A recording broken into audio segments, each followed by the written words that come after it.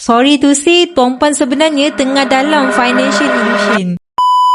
Kalau hari ni Tuan Puan rasa simpan duit RM10,000 dalam akaun bank dan nilai RM10,000 tu akan kekal untuk 5 tahun akan datang, sorry to say, Tuan Puan sebenarnya tengah dalam financial illusion.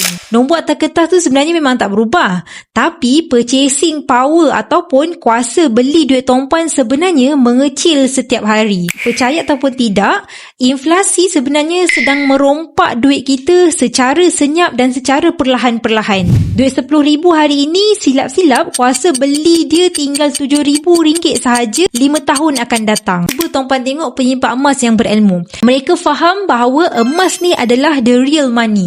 Buat pengetahuan Tuan Puan, beribu tahun dahulu seekor kambing boleh dibeli dengan 1 dinar emas. Hari ini 1 dinar emas tetap boleh beli seekor kambing. Ini bukti bahawa emas tak berubah nilai dan yang jatuh dalam nilai sebenarnya adalah duit wang kertas kita. Sebab itu matlamat kita bukan nak kumpul duit kertas banyak-banyak, tapi untuk convert sebahagian simpanan Tuan Puan ke dalam aset yang kalis inflasi untuk jangka masa yang panjang. Tak nak Tuan Puan kena mula untuk alihkan duit bocor Tuan Puan kepada magnet kekayaan dalam bentuk emas. Yang lagi best, dengan akaun Masgap Public Gold, simpanan dalam akaun Masgap adalah fleksibel dan Tuan Puan boleh fizikalkan emas Tuan Puan anytime, anywhere.